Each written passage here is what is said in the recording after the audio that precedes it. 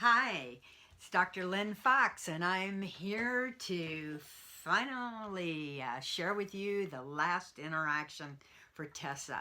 It's called Desist, Desist. What does that mean?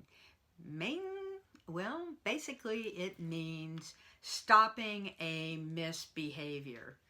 And why would I bring that into TESA? Well, if you start at the very beginning and you go all the way through and you go from the 14th where we were accepting feelings, but we were not accepting the inappropriate behavior that could come from negative emotions.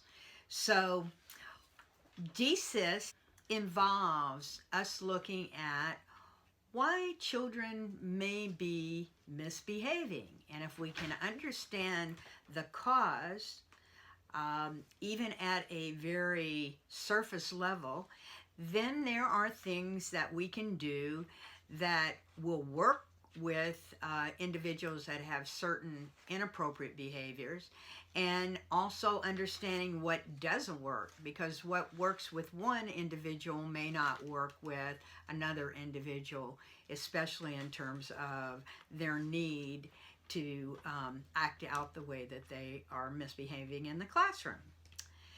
Another thing that I want to talk about in this segment is how teachers, when a high achiever misbehaves, he or she is often given the benefit of the doubt. They're also often given a pass to slide, whereas a low achiever who may have a lot of inappropriate behaviors, I will give you that, but has even done the exact same thing, and how harsh a teacher might be, and usually it's unconscious, I believe that. So for an example, I wanted to read something. I was in a classroom observing a teacher, and what happened was the students had been told the day before they were going to go to an assembly, and that she wanted them to do something different. Now, this is a habit that she has created with them, a good learning habit. They were supposed to walk in and pick up their book and go to their seat and get started by doing a silent reading. And of course, the kids were all excited about the assembly and things being different, and they made some mistakes. So here's how she dealt with it. Now, there were two different students, and here are the exact words that the teacher said to the students for the exact same inappropriate action. For the high achiever, she said, "Tomas, you must not have heard me say that those books would be passed out later. Will you please put the book back?" Another kid comes in, and he's a low achiever. She says to him, "George, you heard me tell the class that we would pass those books out later. Why don't you ever listen? Put the book back right now." Now, can you see how the behavior, the exact same behavior, was dealt with by the teacher two totally different ways? One was somewhat understanding, got the message across, you need to put the book back. The other one was actually insulting the child, was building such a negative interaction between the teacher and the student. And the student can see that, and the rest of the students could hear that. And so this is something that we all need to work on. But I want to just bring to your attention the four areas that kind of cover everybody, and including ourselves. When we misbehave, there's usually a reason behind it. We may not know what it is, and many times the person that's on the other side of the negative interaction may not know why.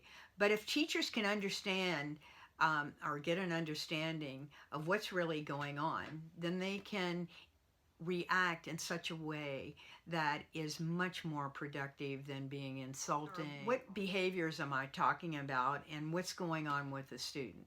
Well, many students, it's because they're attention getters. Basically, they know they can get you upset, And they do.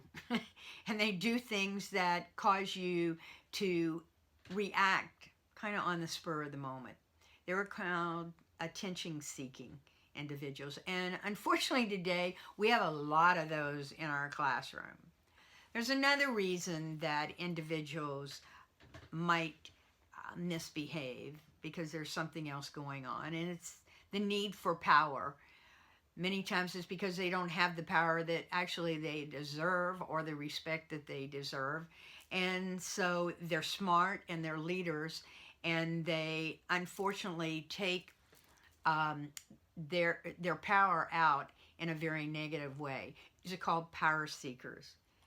Another group are individuals who have had a lot of negative things happen to them in their lives. A lot of pain. Many of them have been abused at home or in other situations. And so they're very, very angry. And they're usually the most difficult to deal with. And as I said in the Accepting Feelings tape, many times they're the ones that need outside counseling and support. So do not feel that if you're having problems in this area that you have to deal with it alone. Please seek help and help that child, and if possible the family, get the help that they need to help him overcome this. But this is an individual who is really into revenge and is looking to hurt someone else because the pain is so deep for him or herself.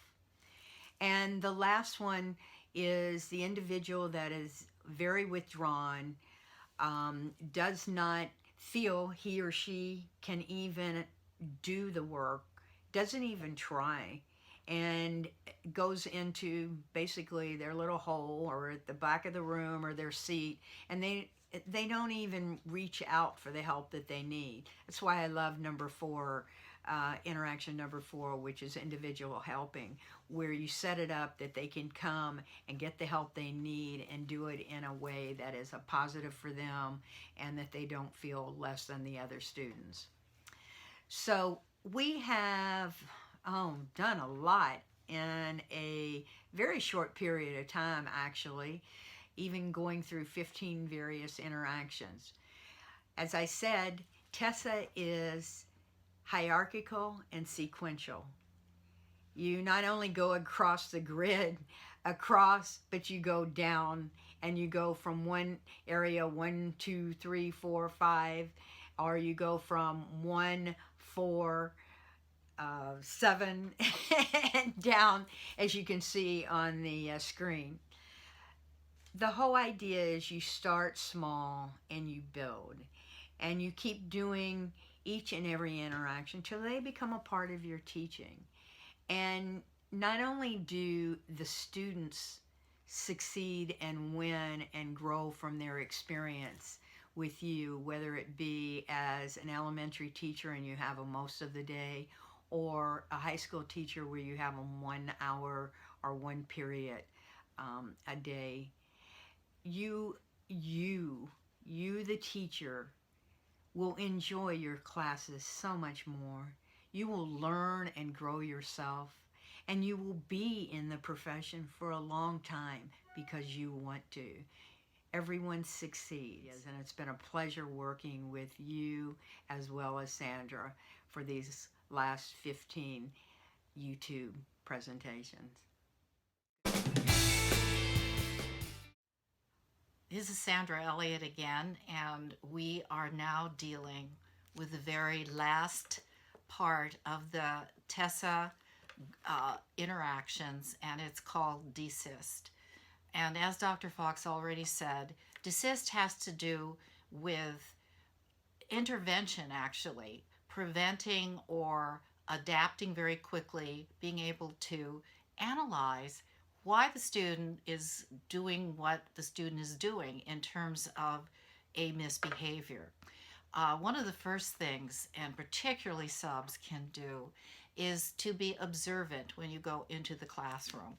And in our little book on pages 27 and 28, one of the things as students are entering, if you observe the behaviors, what's really interesting is that there are certain students that you could almost at the very beginning, they're the louder ones, the noisier ones, they act out in a certain kind of way, and if they are attention seeking or a power seeking student, it automatically gives them a role. It's something like recognizes their need in that level. Now, Dr. Fox mentioned the 4 misbehaviors. They are covered in pages 53 through 63 in our book. And I'd like to point out some of the illustrations in terms of the fact that, in a way, a classroom is like a merry-go-round. It's a merry-go-round of behaviors to which the teacher is asked to respond in a quick way. And once things get off on the wrong track, particularly if you're a sub, it's very difficult to get it back on the right track. So when you take a look at this in the introduction, page 53-54, these ideas come from Rudolf Dreikurs. And it is one of many ways to look at misbehaviors, but because they're divided into 4 simple, if you want to call it, I'll call it the way I saw them, as cards falling out of the deck. All of these are about how you as a teacher can learn to manage students and avoid the kinds of situations that can get out of control. And with this is the end of the 15 interactions, and it has been a pleasure of going through each of these and making comments on how teachers in the classroom, faced with the reality of unexpected situations, how they can better handle them with an outcome that benefits all students in the classroom.